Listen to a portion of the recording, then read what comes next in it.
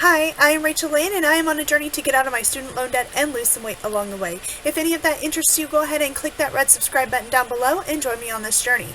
It is one of the many Fridays of the month where I go over my budget, tell you how I'm doing. This is the middle of July. I am going over the first half of the month of July and to kind of give you a report on how I'm doing, what I have left in my budget, if I need to adjust, change anything, any of that. This is the time to do it. So stay tuned to see how I am doing. So before I get started, I'd love to know from you, how is your July going budget-wise? If you haven't put together a budget yet, you need to do that now because, it's never too late. It can be the middle, it could be the end of the month before you put a budget together. As long as you're trying to do something to better yourself and put yourself in a better financial situation, it's never too late. So go ahead and do that now. But if you've already done your budget, let me know how you're doing. Are you staying in budget? Have you gone over anywhere? Just leave a comment down below and let me know how July is going for you. Honestly, I just kind of want to get into the meat and potatoes of everything. I don't really have anything to say right now, so let's just get started. So my notes section, June payout. I was paid out the rest of my checks for my job that I was at, and I got that at the very end of June. So at the end of June I was paid out, but the last paycheck at the end of each month, I've always considered that at the first of the month. So you will see a considerable difference in my income for this month, at least for the first half of the month. Usually I get paid about $1,100 for each paycheck, and by the middle of the month I've gotten paid once, maybe twice if it's been a couple days into the month. I've already put it in my budget, but you'll see I've only gotten paid once and will only get paid once this month, and it is much different. Then for my church giving, I didn't account for the last week of the previous month, and so that actually comes out of my account automatically, and so I didn't account for that, and so I had already changed everything over and switched money around to different bank accounts and all of that, so I just kind of added on an extra church giving payment for this month, even though it was actually for last month. So it evens out in the end. I'm not going to worry about it. Next up is my known allocations. This is bills that are automatic payments or don't really fall into other categories, or I know exactly how much they're going to be from month to month, like my cell phone bill and all of that. So it also includes my extra student loan payment because that just doesn't fall anywhere else. But I don't do that until the very end of the month. I like to see how much I have all together and make one big payment at the end. I know that I could save a tiny little bit on interest if I made little, what they're called, snowflake payments throughout the month. But I just like seeing that big chunk of change go all at once. That is more motivating to me personally than a little bit here and there, because I feel like that doesn't really do anything, even though I know that it does, and I know that the math works out in your favor if you do snowflake payments. Well, there's two reasons why I do it. One, because it just doesn't feel like I'm actually making any extra headway on it, even though logically I know it does. And then two, I actually use extra money in the month just in case of emergencies. I have a smaller emergency fund, and if something comes up in the middle of the month, then I like to get paid going into the next month before I actually throw money at debt and then have an emergency come up and maybe could have used that extra $200 that I just kind of threw to debt. So anyway, I don't make the extra student loan payment until the end of the month, but I do make my minimum payments because kind of have to do that. So far I have given $90 to my church. I have put $3.88 in savings. That is purely the interest that I earn on my Capital One 360 accounts. I have a link down below if you want to open your own interest-bearing account. It's not a whole lot, it's about 1%, but it is much better than all of my other bank accounts that earn nothing. I highly recommend them, and they're easy to use, but and you can use that link and get a free $25, and I actually get $20 if you use it. My rent payment is actually my undergrad degree payment. That is rent because I live at home with my parents, and I pay the the payment for my undergraduate loans. My parents are paying those loans off, but instead of me paying them rent and then them making the payment, I just make the payment and then they give me the difference on that. That is $273.66, and then my graduate loan payment that I am fully responsible for, my minimum payment on that is $110.24. Now these actually don't come out of my personal accounts until the middle of the month. That's when Navient and Nelnet actually take their payments, but I have them automatically transferred from my main bank account to those other two accounts at the very beginning of the month. My extra student loan payment is zero. It will remain zero. Even if I do have a job by the end of the month, I probably won't make a payment until I actually get my first paycheck from my new job. So if you don't already know, I am in transition. I am a teacher and I left my last school at the end of the school year, and I am currently looking for a new teaching position, and I'm hoping that I can find a new teaching position in a better district that pays a lot more money.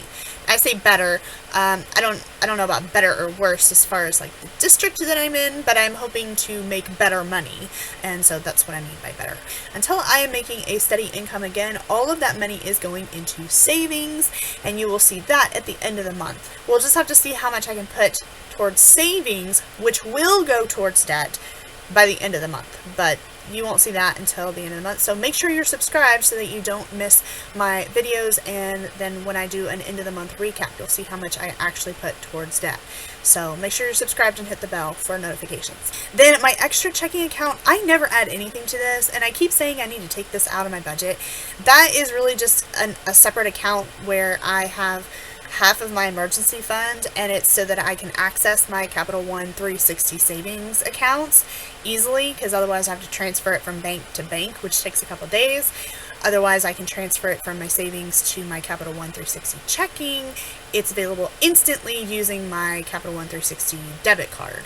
And then my sinking funds, I put $170 towards my sinking funds. If you have been following me at all for a while, you'll know that this has come down quite a bit. I usually put closer to like $230 to $250 towards sinking funds each month, but I have cut that back, and starting August, if I don't have a job come August 1st, I'll actually be cutting that back even more. Then I have HP Instant Ink, which is a printer ink program. They send me printer ink that I need from my printer. With the number of ink cartridges that they end up sending me throughout the year, it saves me a lot of money. So I pay $5.29 a month, and then my Verizon bill has not actually come in yet. I pay that at the end of the month, and it's actually, I'm paying for the next month. It's not due until the next month, but I pay it kind of like a month ahead. Next up is my gas allocation. I haven't spent any money. I've gone a couple of places, but they've been really close by, and I've been driving pretty much on empty. My light hasn't come on yet, but it's like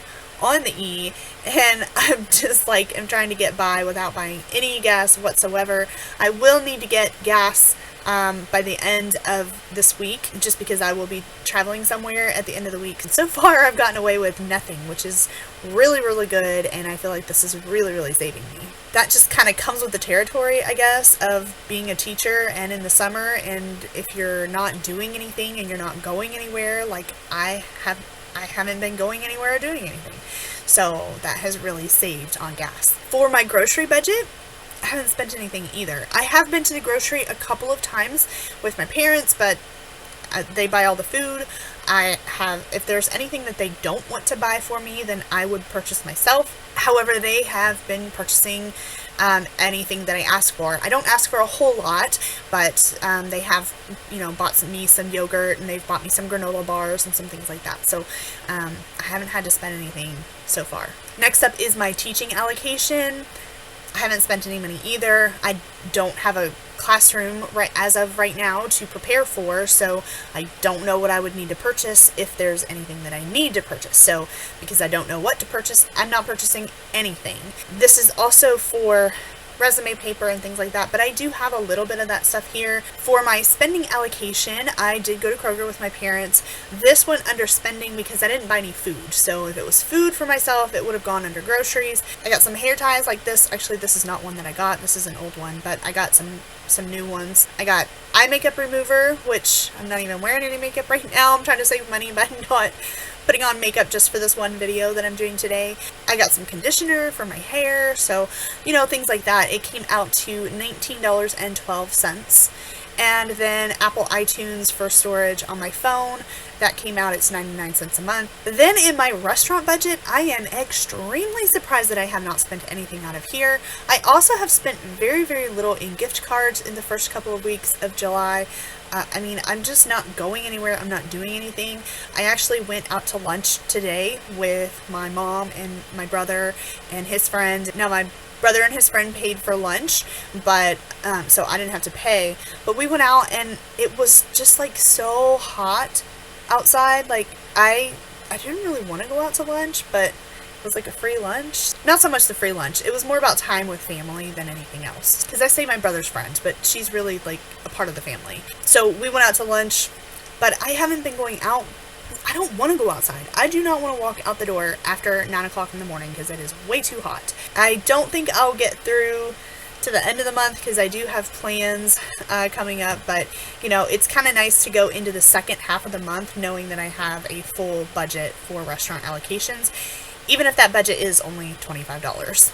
Then for my weight loss allocation, I have actually spent $30 on a Splash and Dash 5K. This is for my August 5K. Next is my sinking funds. I did actually go out to eat with family and I paid for my own food at this time. This was when we had family that came in. We had a family reunion and then they came in for that, and then we went out to eat a couple of times together as a family. This was my uncle and his son, and then my aunt also ended up coming, so that was my mom's brother and sister. Let's see, we went out 3 times in 3 days, and once my dad paid for me, and once I paid for myself, and then once my aunt actually paid on the one night that she came in town. So we went to Feast Barbecue on the second night, and then that was $12.36, and that was dinner out with my uncle and my cousin. That was definitely well worth the money to be spent for that time with family that I don't see very often. So this actually comes from my family time sinking fund, and my family time sinking fund is more about having money to spend when I need it in relation to my mom being sick, but it also falls under any other occasion, anything that has to do with family that I don't want to miss out on, because family to me is so precious. That's what that sinking fund is for. And then finally is my income so far this month. So I got my last payout paycheck on June 30th. I was paid $3,119.16. Now earlier in this video I said that I'm normally paid $1,100. It's usually about $1,145. So had I gotten paid $1,100 3 times, I would have made $3,300. Actually, it would have been like $3,450. But because it was all paid out at once, I had to pay extra in taxes, and someone suggested to me to lower my taxes or change my tax bracket or change my amount of withholding so that I would get more money back, and then change it back like after I got the check. I didn't think about that. I didn't know about that. I'd already gotten paid by the time that was suggested. But if you know that something like that is coming up, and you know that like in the end it's not going to change how much you make by the end of the year, then yeah, that's a really great suggestion, and I highly suggest that. But unfortunately I was already paid by the time I got that suggestion, and so it's a little too late. So I kind of actually am missing out on like almost $300 here because of getting paid in one lump sum, and so that is a big disappointment. But I mean, I've got what I've got. I'm gonna make it work. It'll be fine. So of course I was paid $3,119.16. I made Capital One interest. If you have been watching my budget videos for a while, you'll know that it's usually around $1 and some change. It has gone up because I have all that extra money in savings that is waiting to pay off debt, so it's earning a little bit more interest. However, it's not earning as much interest as my student loans are accruing, so I want to find a job as soon as possible and pay those student loans off as soon as possible. But I'm holding on to that money just in case I don't find a job right away. So yeah, but in the meantime, I'm making at least a couple dollars more than I was before. I was paid one last time from Churchill Downs. It was like the last Saturday of June, and so then I got paid in July, and that was $132.72. I had a Capital One referral bonus, so thank you to anyone that has signed up with my link. That really does help me out. So I got $20 for that, and then in the month before, I cash out Poshmark once a month if there's money in my account, and I made $7.05. So my grand total of income so far this month is $3,282.81. Alright, just a quick recap now, just to see where I'm at, how much I have left in each category, and what I can spend on, and what I hope really not to spend on as little as possible, so that all that extra money can go to savings to eventually be put towards debt. I have $60 left to give to church. That will all go to church. Savings always comes out negative just because I don't plan how much it's going to be. Rent is even.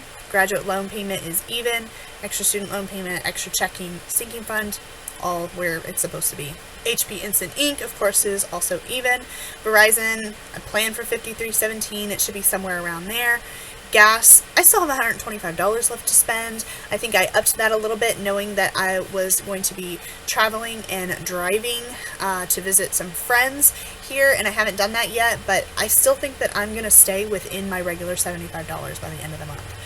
Groceries, still have $50. Teaching, still have $25. Spending, I still have $19.89 left to spend.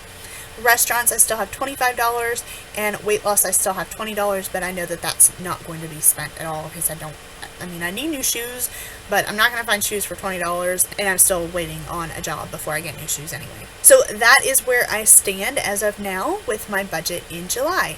Coming up on the end of the month, I have some pretty major things going on, but I'm not entirely sure how much they're going to cost me.